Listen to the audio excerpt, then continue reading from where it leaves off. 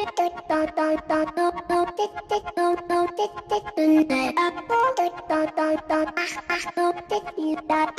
good chip. That good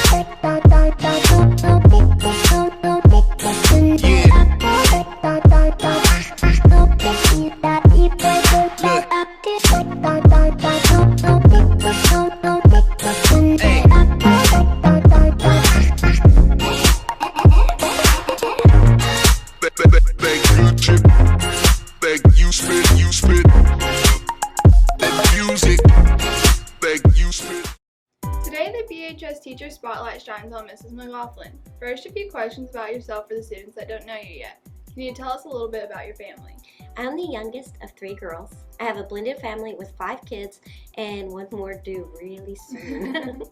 And where did you attend college? I attended college at Midwestern State University where I received my bachelor's and Angela State University where I received my master's.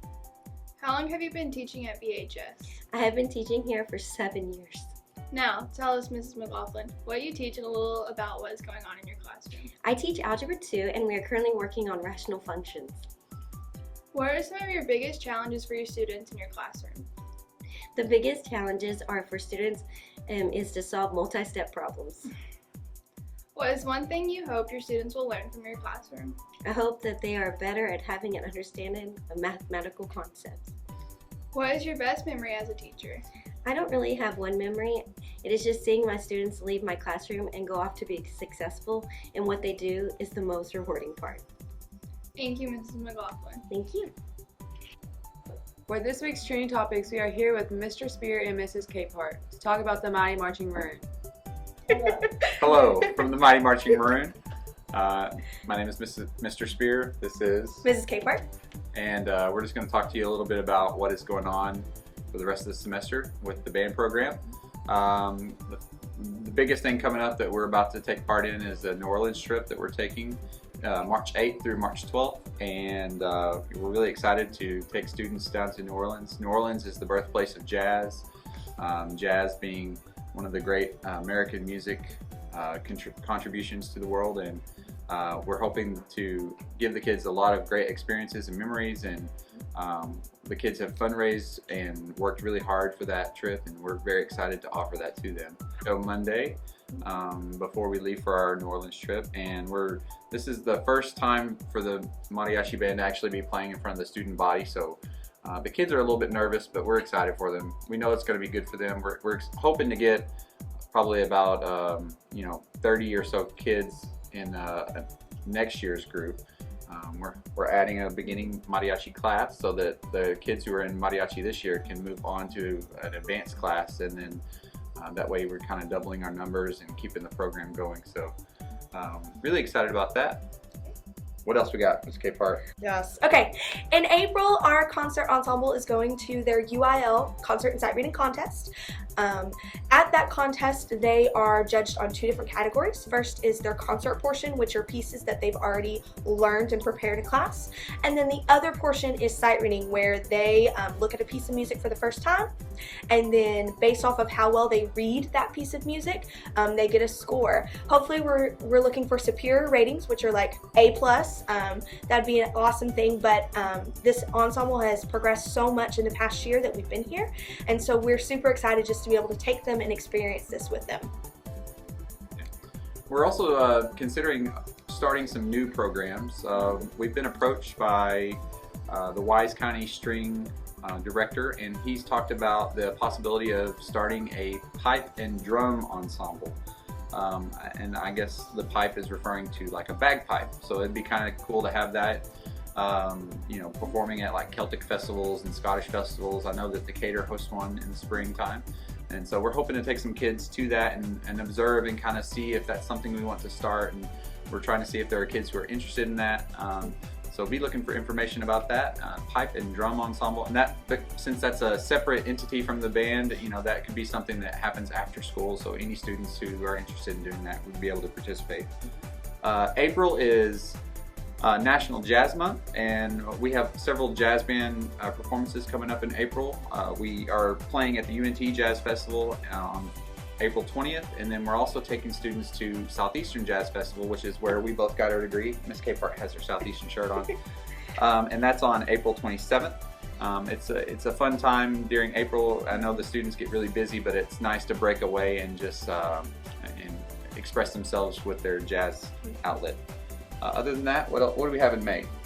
In May, we have 2 performances, one being the Educational Showcases right at the end of April.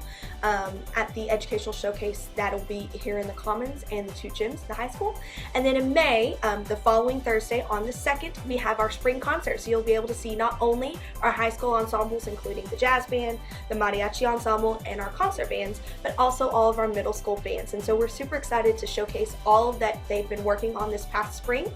And then our band banquet, which you might want to speak a little bit more about, is the following evening. Yeah, it's on Friday, May 3rd, and basically what that is a giant culmination of the year, and we announce our new leadership and our new drum major for next year. We'll talk a little bit about our new marching show for next year. We've already actually picked our marching show. We haven't told the kids that, so I guess when they watch this, they'll find that out. But we are definitely hoping to have a very exciting marching show next year. I know that this year's show was well received from the community. A very strong Latin community that we have here. They love the Dia de los Muertos show, and so we're hoping to build on that same momentum and play entertaining music, but also be competitive at the marching contest that we go to in the fall. And of course, the biggest thing would be showing out to the Friday night football games and supporting the Bulls as they dominate. So that's all we have from the Mighty Marching Maroon. Here are your weekly VHS Focus announcements. A sign-up sheet for those interested in trying out for the 2019-2020 cheerleading and mascot is now available in the school office. The Stars won runner-up, grand champion, super sweepstakes, and best in class for our contemporary, jazz, and pop routines. We also won first runner-up for our novelty and a choreography award for our contemporary routines. One Act Play will compete in district on March 2nd in Argyle. Good luck to our One Act Play. The VHS talent show will be Monday after lunch. Mock EOCs for U.S. History will be March 4th. Mock EOC for our biology will be March 5th, and Mock EOC for algebra will be March 7th. College Fair for juniors will be March 7th. Career Day will take place the morning of the 8th. The BHS Dodgeball Tournament, hosted by the National Honor Society and the prom committee, will be on the afternoon of March 8th. The entry fee is $13. This includes a dodgeball t-shirt. Deadline to sign up and pay is today. VHS cheerleading and mascot tryouts are March 22nd. There will be a parent meeting at 5:30 on Monday, March 4th in the Commons. Prom is March 23rd at the Decatur Civic Center. District Academic UIL will be held at Argyle on March 27th. Final yearbook orders have been placed and we have ordered a few extras. Go to jostensyearbook.com to buy one now. Once they're sold out, there will be no more. If you're interested in competing in a UIL academic, see Mrs. Berry soon. Spring break will be here before you know it. Spring break will begin March 9th and will return to school on March 18th. Now here is Kylie with your VHS Focus Extended Weather Forecast. Thank you, Tate and Emily. It looks like another cold front is blowing in this weekend with temperatures dropping Sunday. Temperatures will not get out of the 30s and lows will be in the 20s. Next week looks dry and cold to start your week, with temperatures starting to warm up by the end of the week. And that is your VHS Focus Extended Weather Forecast.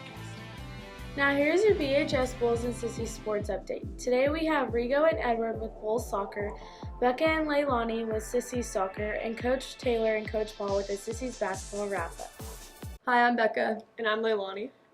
We're the captains for the soccer team. On Friday, we played Springtown and beat them 3-0. I scored a goal, Elizabeth Cran scored a goal, and Tiriana Cervantes scored a goal. Although Tuesday may not have ended the way we wanted it to, we are ready to claim our spot as second in district and prepare for playoffs. We played Decatur at home today, and if we win, we seal our spot in district. It's a big game tonight because it's the Battle of the Big Sandy in Bridgeport. On Tuesday, our offense clicked and began working better as a unit. If we keep this up, we should still have a solid season ahead of us. Also, our game times have switched with the boys' teams. The guys' game will start at 5:30 and we will follow at 7:30. Thanks for coming out and supporting us so far this season. Come watch us take on the Eagles and put some goals in the back of the net. Yeah. Alright, my name is Rigo. On Friday, the Bulls defeated Springtown on the road 5-0. Edward Rodriguez scored off an assist from Jonathan Juarez. Edward capitalized again off an assist from Riverside Trejo. Jonathan scored off Angel Martinez's assist. 1 minute later, Damian Martinez headed in a ball off of Giovanni Martinez's set. Damian scored a real nice goal off of Jose Fuerte's assist. It was an entire great team win, and the Bulls pushed their district record 4-0, currently sit in first place. Tuesday, we lost to Argyle at home 1-0. We had plenty of chances to put them away, just couldn't find the back of the net. We never quit battling and gave everything we had from start to finish. We will return to action Friday at 5:30 against Decatur here at home. It will be Little Bulls night and as well as taco night at the stadium. We would love everyone to come out and fill the stands to support your Bulls and Sissies as we look to rebound and continue to push to claim the district title. I'm Coach Taylor. I'm Coach Paul. We're here to give you a wrap-up of the Sissies basketball season this year. The Sissies finished their season with a record of 26-11 and an appearance to the regional tournament. It was a long journey through district as our Sissies battled in one of the toughest districts in the region. Once we made playoffs, however, Decatur went down in a blaze of glory, giving us a ticket to the regional tournament. Whoop whoop, 8 threes. That's right, baby. We also, part of our success was just our healthy season. Over the last 2 years, we've had Cheyenne Wyrick with 2 ACL surgeries. Delaney Ingram broke her wrist last year, and then Emily Vidal hurt her ACL in our last game of district versus Crum. So we attribute a lot of our success this year to a healthy season, both injury-wise and health-wise, colds, viruses, all that fun stuff. Okay.